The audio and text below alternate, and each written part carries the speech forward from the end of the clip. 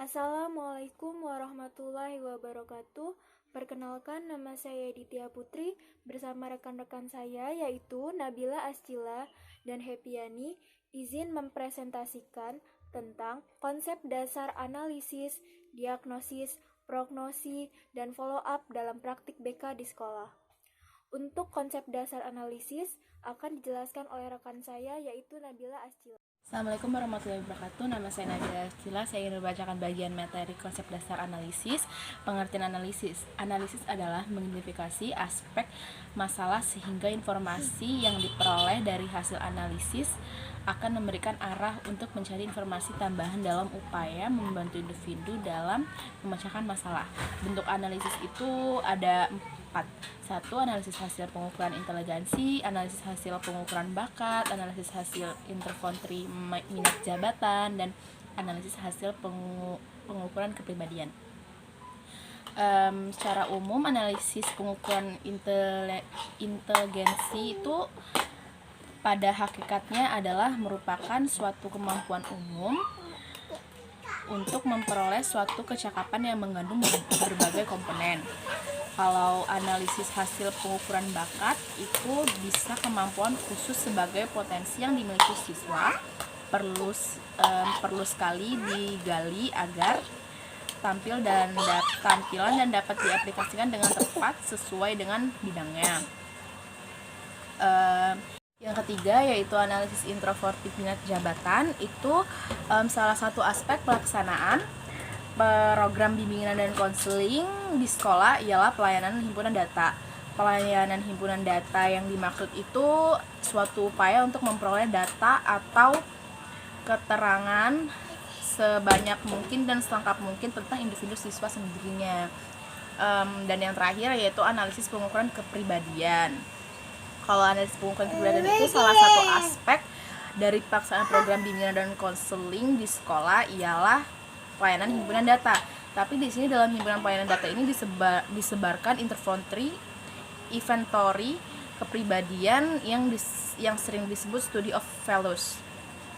Instrumen study of values ini adalah merupakan suatu bentuk inventory yang berguna untuk mengungkapkan berbagai aspek kepribadian individu siswa, terutama mengenai nilai-nilai dirinya. Terima kasih, sekian penjelasan dari saya tentang konsep dasar analisis. Assalamualaikum warahmatullahi wabarakatuh. Saya Hepiani dari kelompok 5 akan melanjutkan materi. B. Diagnosis. Diagnosis merupakan upaya untuk menemukan faktor penyebab atau menyebabkan masalah peserta didik. Belajar mengajar dalam konteks faktor-faktor yang menyebabkan kegagalan peserta didik untuk belajar. Dapat dilihat dari segi input proses atau output belajar. Dua faktor yang dapat menyebabkan kesulitan belajar atau kegagalan siswa, yaitu 1. Faktor internal. Faktor bersumber peserta didik dalam dirinya sendiri seperti kondisi fisik dan kesehatan, kecerdasan, bakat, kian, emosi, sikap, dan lainnya. 2. Faktor eksternal, seperti lingkungan rumah, lingkungan sekolah termasuk guru dan faktor lingkungan sosial dan sejenisnya. C. Prognosi. Langkah ini dilakukan untuk memperkirakan apakah masalah yang dialami peserta didik masih memungkinkan untuk diatasi, serta menentukan berbagai alternatif solusi. Ini dapat dilakukan dengan mengintegrasikan dan menginterpretasikan hasil langkah kedua dan ketiga. Proses mengambil keputusan pada tahap ini harus dilaksanakan konferensi kasus pertama, melibatkan pihak-pihak yang terkait dalam masalah yang dihadapi siswa untuk diminta bekerja sama untuk membantu menangani kasus-kasus di tangan. D. Pengobatan. Langkah ini merupakan upaya untuk melaksanakan perbaikan atau penyembuhan masalah yang dihadapi klien. Berdasarkan keputusan yang diambil dalam langkah prognosis, jika jenis dan sikap serta sumber masalahnya masih berkaitan dengan sistem pembelajaran dan masih tetap dalam kemampuan guru pembimbing atau konselor. Bantuan konseling dapat dilakukan oleh guru dan guru pembimbing itu sendiri atau intervensi langsung melalui berbagai layanan pendekatan yang tersedia, apakah itu direktif, non-direktif, atau eklektik yang menggabungkan kedua pendekatan tersebut. Namun, jika masalah tersebut terkait dengan aspek yang lebih dalam dan lebih luas, maka tugas utama seorang guru atau guru pembimbing atau konselor terbatas, hanya membuat rekomendasi pada ahli yang lebih kompeten, referral atau menyerahkan kasus ini. Terima kasih. Selanjutnya saya akan melanjutkan tentang evaluasi atau follow up dalam praktik BK di sekolah. Evaluasi adalah upaya pemecahan masalah yang masih harus dilakukan untuk melihat bagaimana pengaruh tindakan, bantuan, atau treatment yang telah diberikan untuk memecahkan masalah yang dihadapi oleh peserta didik.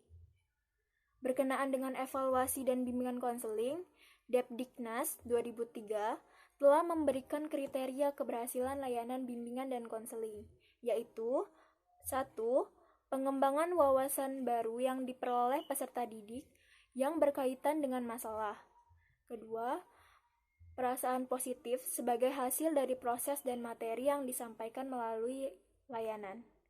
Yang ketiga, merencanakan kegiatan yang akan dilakukan oleh peserta didik setelah melaksanakan layanan dalam rangka mewujudkan upaya lebih lanjut untuk mengatasi masalah yang dialami. Ada beberapa kriteria dalam keberhasilan dan efektivitas layanan yang telah diberikan.